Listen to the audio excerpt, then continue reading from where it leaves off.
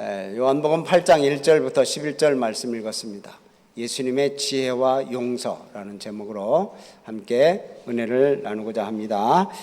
여러분, 세상을 살다 보면 참과 거짓을 구분해야 될 때가 있습니다.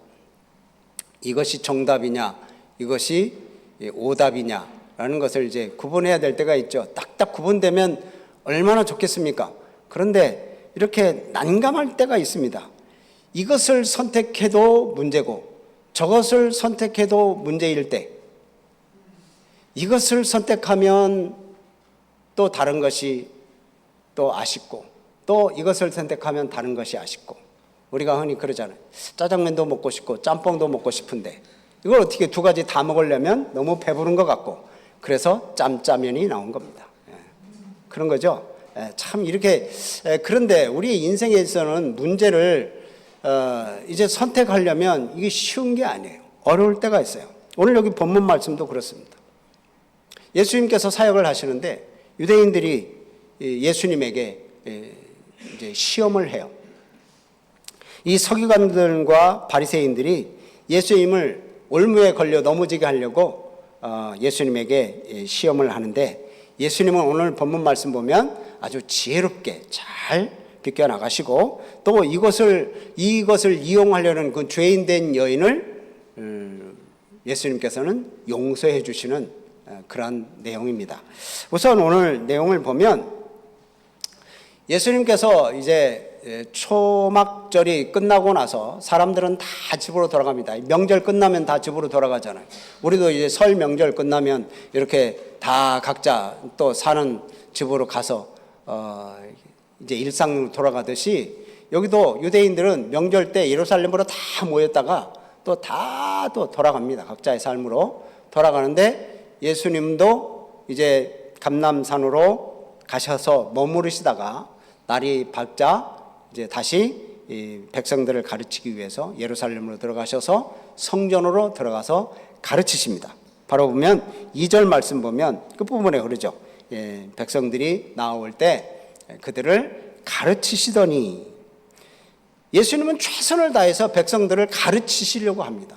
하나님의 말씀을 들려주시려고 하고, 또 예수님의 신성을 또 가르치시고, 그래서 이제 나중에 우리 사람들을 위해서 십자가에 죽으시려는 준비를 지금 하시는 거예요. 그런데 이 예수님이 이렇게 가르치시는데, 이 예수님의 가르치심을 잘 듣고 배우고자 해야 되는데, 배우려고 하는 것이 아니라 예수님을 고발하기 위해서 그것을 들어요.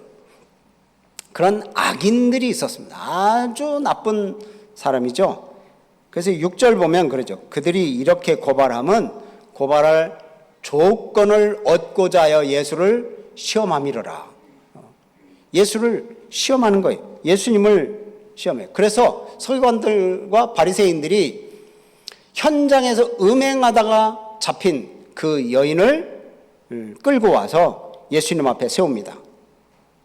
자, 예수님은 가난한 자를 불쌍히 여기시고, 또 죄인들을 긍휼히 여기시고 하나님의 사랑을 가르치시는, 그런데 이 예수님을 반박하려고 지금 이 가늠하다 현장에 잡힌 여인을 데리고 온 거예요. 자, 그러면서 말하는 것이, 자, 성경에 모세의 율법에는 이런 여인, 간음하는 여인을 돌로 쳐서 죽여야 한다고 분명히 말씀하십니다. 모세의 율법에는 이렇게 돌로 치라 명해져 있습니다. 자, 그러면 선생님은 뭐라고 얘기하시겠습니까? 어떻게 얘기하시겠습니까? 이렇게 지금 물어보는 거예요. 여러분, 이게 참 답을 내기가 애매한 거예요. 돌로 쳐라, 치지 말아라, 둘 중에 하나 아니에요. 우리가 생각할 때는. 돌로 치라 하면 뭐라고 얘기하겠어요?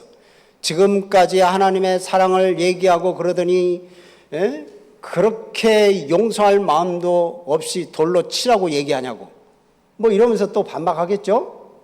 그럼 만약에 치지 말고 용서해줘라 그러면 어떻게 하겠습니까? 어떻게 구약의 모세부터 이렇게 모세가 하나님의 말씀을 전해온 그 말씀을 왜 어기라고 합니까? 막 그러면서 또 이제 그러는 거죠. 그러니까 이렇게 해도 문제, 저렇게 해도 문제. 이거 지금 예수님을 어떻게 하면 올가미에 걸어서 예수를 잡아 죽일까? 이게 시험하는 겁니다. 그러니까 이렇게 대답해도 돌로 치라고 그래도 사랑이 없다고 얘기하면서 잡아들 거고, 또 그럼 용서해 주라고 해도 어떻게 구약에서 말씀한 그 하나님의 말씀을 어기라고 얘기합니까? 분명히 돌로 치라고 그랬는데, 그러면서 또 이제 그렇게 예수님을 잡아 넣을 거란 말이죠. 참 그러고 보면 이렇게 해도 저렇게 해도 참 문제가 되는 상황이죠. 근데 진짜 율법에는 어떻게 나와 있습니까? 레위기서 20장 10절 말씀 보면, 자 같이 읽어봐요. 시작. 누구든지 남의 아내와 간음하는 자, 곧 그의 이웃의 아내와 간음하는 자는 그 간부와 음부를 반드시 죽일지니라. 자, 모세의 율법에는 그 간부와 음부, 남자와 여자를 다 죽여야 되는 거예요. 근데 지금 누구만 데리고 갔어요? 여자만 데리고 갔어요. 분명히 성경에는 이 사람들이 얘기하는 모세의 율법에는 가나마다 잡힌 사람을 돌로 쳐 죽여야 된다고 하는데 남자는 안 데려오고 여자만 데리고 갔다는 얘기예요. 남녀 모두 처벌해야 되는데 여자만 끌고 갔다는 것은 이들의 지금 속셈이 뭐냐면 율법을 지키려고 이 여인을 데리고 온 게 아니에요. 그럼 뭐요? 아까 얘기한 것처럼 예수님을 함정에 빠뜨리기 위해서 이 여인을 데리고 온 거예요. 여러분은 하나님의 말씀을 이렇게 악한 의도로, 악한 용도로 쓰려고 해서는 안 됩니다. 하나님의 말씀을 선하게 사용해야지 예수님을 어떻게 올가맬까 해가지고 이렇게 사단처럼 자, 빵을 만들어 봐라, 또 위에서 뛰어내려 봐라, 그러면서 이렇게 참 이러는 것은 아주 악한 거죠. 이 긍휼이 없는 고발자예요. 참 신앙인은 하나님의 말씀을 준수하는 것, 지키는 사람이 참 신앙인이고, 이 참 신앙인은 그 율법을 가지고 말씀을 가지고 정죄하는 것을 기뻐하지 않는 사람입니다.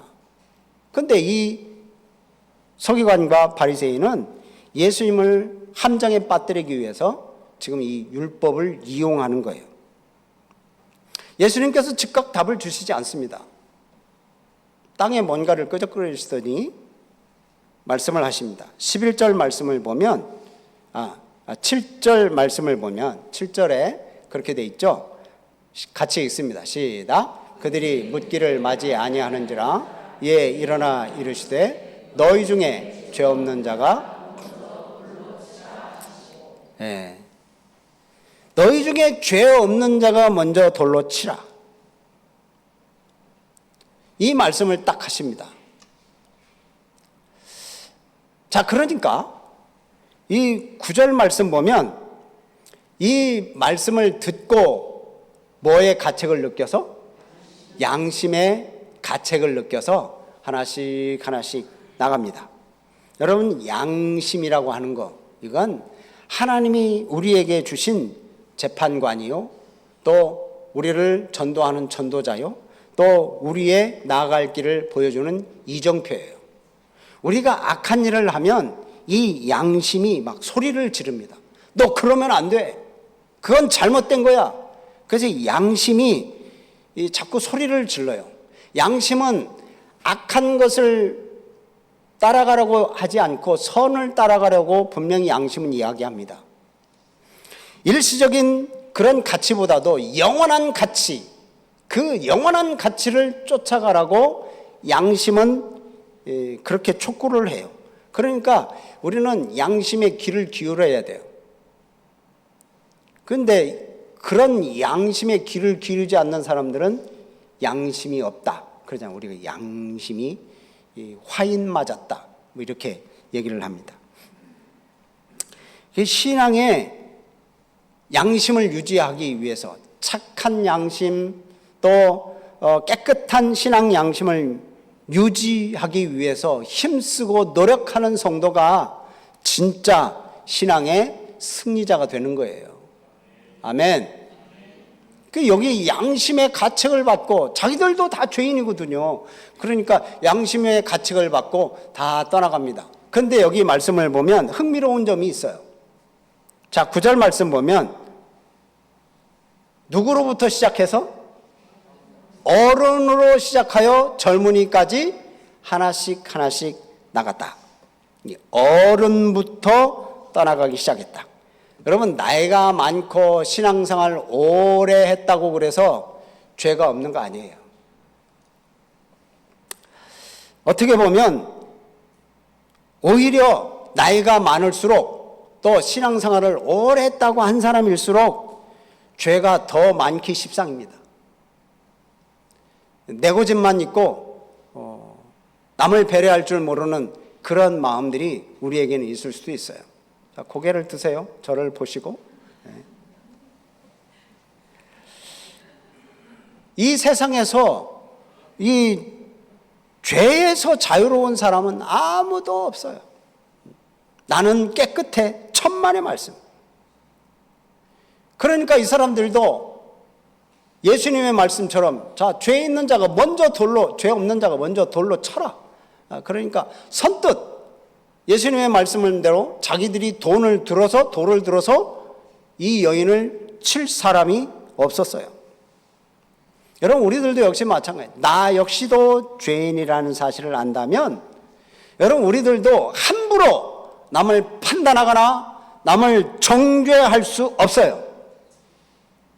은근히 잘난 척하고 은근히 교만하고 은근히 세상 따라가고 신앙생활 한다고 하면서 형제를 미워하고 욕하고 세상이 좋아하는 것을 나도 좋아하고 그것에 중독되고 그리고 방종하고 음란한 삶을 살고 은근히 호기심을 가지고 죄악에 끼웃거리는 사람이 바로 저 먼 데 있는 사람들이 아니라 바로 나인지도 몰라요. 이 여인의 모습은 어쩌면 우리의 모습이에요. 사람들이 다 죄인이라고 쳐다보는 사람. 그것을 우리들은 다 포장하죠. 사회적인 지위로, 종교적인 직분으로 다 포장해요. 뭐 목사니, 장로니, 권사니, 안수집사니 그래가지고 다 포장해가지고 또 뭐 사회적인 이런 지위로 국회의원이니 이런 장관이니 도지사니 구청장이니 해가지고 다 포장합니다. 선한 사람처럼. 예수님 앞에 죄가 드러난 이 여인을 보면서 우리는 어쩌면 우리 예수님의 심판대 앞에 설 그날을 우리들은 봐야 돼요. 주님 앞에 딱 서면 우리는 다 죄인이에요. 그냥 돌로 맞아 죽어야 되죠. 예수님께서 여기서 이 여인 앞에 사람들에게 죄 없는 자가 먼저 돌로 치라라고 하는 말씀을 통해서 모든 사람들이 자기 죄를, 자기 자신을 돌아볼 수 있도록 하셔요. 우리가 다른 사람을 판단하고 정죄하는 것을 멈추고 자신의 죄를 먼저 발견하기를 원하시는 거예요. 너 자신을 알아라 하는 말과 비슷한 말씀이죠. 여러분, 우리는 모든 사람들이 다 죄인입니다. 로마서 3장 10절 말씀 보면 의인은 없나니 하나도 없다. 로마서 3장 23절 말씀 보면 모든 사람이 죄를 범하였음에 하나님의 영광에 이르지 못하더니 어느 누구도 나는 깨끗하다, 나는 정결하다, 나는 하나님 앞에 순결하다 라고 말할 사람이 아무도 없다는 거예요. 그러니까 주변 사람들의 죄를 바라보고 책망하기보다 자기 자신의 죄의 문제를 더 심각하게 생각해 봐야 되는 게 바로 우리들이라는 얘기입니다. 그러니까 우리가 하나님 앞에서 경건한 삶을 살고자 몸부림치지 않으면 나이가 들수록 경험이 많을수록 또 신앙생활을 오래 할수록 더 많이 죄를 짓게 되는 거예요. 그러니까 내가 신앙생활 오래 했다고 자만하지 마시고 우리가 더 겸손하고 더 낮아지고 우리 예수님처럼 자기 자신을 되돌아볼 수 있는 기회를 주잖아요. 자, 죄 없는 사람이 돌로 쳐라. 그러니까 어른들로부터 어른들이 먼저 자기 자신을 보니까 죄가 많거든요. 그러니까 다 이게 떠납니다. 예수님께서 그때 이제 여자와 단둘이 있습니다. 여자한테 이야기를 하죠. 여자여, 너를 고발하던 그들이 어디 있느냐? 자, 너를 정죄한 자가 없느냐? 그러니까 그 여인이 얘기합니다. 예, 없습니다. 다 갔습니다. 예, 이러죠. 이 여인은 사실 이제 예수님한테 이제는 정죄 받을 줄 알았을 거예요. 이제 사람들이 다 갔으니 뭐 예수님이 나에 대해서 뭐 모르실 리 없을 거고 사람들이 다 아는데 나를 예수님이 정죄 안 하실까? 근데 예수님이 말씀하십니다. 다 사람들이 너를 정죄하지 않고 다 갔는데 나도 너를 정죄하지 않겠다. 예수님께서 용서하신 거죠. 용서. 정죄할 수 있는 분은 바로 예수님밖에 없어요. 왜? 예수님은 죄가 없으시니까. 다 다른 사람들은 다 죄가 있어서 돌을 들어서 칠 수 없는데 예수님은 죄가 없으신 분인데 그래서 돌을 칠 수 있으신데도 불구하고 돌을 들어 칠 수 있으신데도 불구하고 용서를 하신다는 거예요. 다만 한 가지 남았습니다. 그게 뭐냐면 11절에 그러죠. 가서 다시는 죄를 범하지 말라. 용서함을 받았으니까 다시는 죄를 범하지 말라. 예수님이 이렇게 용서를 베푸시고 거룩한 삶을 살아라고 그렇게 당부를 하십니다. 예수님은 말로만 용서하신 것이 아니라 나중에 예수님이 그 여인의 죄를 담당하셔서 십자가에 죽으시죠. 이 여인의 죄뿐만이 아니라 우리의 모든 사람들의 죄를 다 담당하셔서 십자가에 죽으셔요. 그래서 예수님이 죄가 없으시지만 죄인으로서 법정에 서고 배신당하고 버림받고 옷이 벗겨지고 매를 맞고 십자가에 달려서 손과 발에 못을 박히시고 십자가에 가시관을 쓰십니다. 그게 누구 때문에 그래요? 저와 여러분 때문에, 우리의 죄 때문에. 예수님께서 이 여인의 죄를 용서하신 이 예수님의 용서는 바로 우리들을 향한 용서라고 보시기를 바랍니다. 우리의 죄가 무엇이든지 간에 예수님이 십자가에서 그 죄의 값을 다 치르셨기 때문에 우리는 용서받았고 또한 새롭게 다시 거듭난 자임을 우리는 명심하고 다시는 죄를 범하지 말아야 됩니다. 아멘. 똑같은 죄를 계속 반복해서는 안 돼요. 그래서 사도행전 3장 19절 말씀 보면 그렇게 말씀하고 있어요. 자, 같이 읽어봅니다. 시작. 그러므로 너희가 회개하고 돌이켜 너희 죄 없이 함을 받으라. 이같이 하면 새롭게 되는 날이 주 앞으로부터 이를 것이요. 아멘. 회개하고 돌이켜 너희 죄사함을 받으라. 그러면 새롭게 되는 날이 이른다. 또 사도행전 8장 22절 말씀 함께 있습니다. 시작. 그러므로 너희 이 악함을 회개하고 주께 기도하라. 혹 마음에 품은 것을 사하여 주시리라. 회개하라. 그러면 사하여 주시리라. 예수님은 하나님 앞에 회개하는 자를 바라보시면서 그 사람의 죄에 초점을 맞추시지 않습니다. 회개하는 사람을 용서하시면서 그 죄를 다 잊으십니다. 주홍같이 붉은 죄를 눈과 같이 희게 하시고 동이 서에서 먼 것 같이 그 죄를 멀리, 아주 멀리 그 죄를 다 버리시고 용서하시는 분이 우리 예수님이세요. 그래서 새롭게 만들어주시고 우리에게 새로운 기회를 주시는 분이 바로 우리 예수님이세요. 예수님은 이렇게 자비롭고 은혜롭고 노하기를 더디하시고 오래 참으시고 인자하시고 진실하신 하나님, 그래서 지은 죄를 회개하는 자에게 용서를 베푸시는 그런 하나님이십니다. 근데 이런 용서를 너무 쉽게 우리들은 생각하죠. 예수님이 뭐 용서해 주실 거니까 뭐 금방 죄를 져도 또 용서해 주시겠지. 근데 예수님께서 그러시잖아요. 너 용서받았으니까 다시는 죄를 범하지 말아라. 여러분, 대도 조세형이라고 아시죠? 예, 대도 조세형이 모르십니까? 다 아시죠?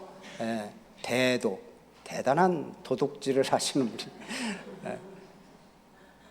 예, 뭐 정치적으로 뭐 무슨 뭐 문학적으로 유명한 게 아니라 도둑질을 너무 잘해서 유명한 사람이에요. 이 사람이 뭐 보니까 뭐 7가지의 원칙이 있더라고요. 뭐 부잣집에만 간다. 외국인 집은 털지 않는다. 왜? 우리나라에 걸리면 우리나라에 자존심이 있으니까, 나라 망신이. 또 뭐 훔치면 가난한 자에게 나눠준다. 또 가난한 사람 건 절대 훔치지 않는다. 뭐 그런 뭐 여러 가지 조건들이 있더라고요. 참 어떻게 보면 의로운 도덕 같죠. 대단히 뭐 그런 원칙 가지고 산 도둑질하는 사람 난 처음 봤습니다. 설교 준비하다가 봤더니 뭐 그런 내용이 있더라고요. 그래서 근데 이 조세형이라는 사람이 막 도둑질을 하다가 나중에 잡힙니다. 뭐 끈이 길면 꼬리가 잡히게 돼 있죠. 그 징역 15년을 선고받아요. 그래서 그곳에서 이제 성경도 읽고 신앙생활을 하고 그래서 막 그래서 이제 신앙생활을 하다가 추록이 됩니다. 가지고 나와가지고 신앙 간증을 하러 다녀요. 완전히 뭐 그래가지고 이 전과자들을 자기 자신처럼 새로운 사람으로 만들겠다고 선교 단체도 만들고 막 그래가지고 이 완전히 개과천선한 사람으로서 삶을 살아갑니다. 그러다가 일본으로 신앙 간증을 하러 갔다가 일본에서 도둑질을 하다가 잡힙니다. 참 기가 막혀. 그래서 잡혀가지고 또 감옥에 가요. 그래서 또 나와서 이제 살다가 또 절도 행각을 또 합니다. 이 사람이 계속 도둑질을 해요. 그래서 결국은 막 나는 조세형이가 아닙니다. 막 그러는데 뭐 조세형이가 아니라고 해도 뭐 지문이 있고 다 있는데 무슨 자기가 아니라고 해서 아닙니까? 그 82세의 나이에 또 도둑질을 합니다. 남의 저금통을 훔쳐요. 저금통. 그 사람 뭐 철칙이 있는데 아까 뭐라고 그랬어요? 가난한 사람 거 훔치지 않는다. 그 저금통 그거 얼마 된다고 그걸 훔쳐요. 그러니까 이제 자기의 그 사상이 완전히 무너져 버린 거예요. 그러니까 아니 신앙생활을 한다고 그렇게 거듭나서 예수님 믿는다고 그러면 이 예수님의 말씀처럼 다시는 그런 죄를 범하지 말아야죠. 그렇죠? 우리의 생각으로는 그렇잖아요? 다시는 그런 죄를 범하지 말아야죠.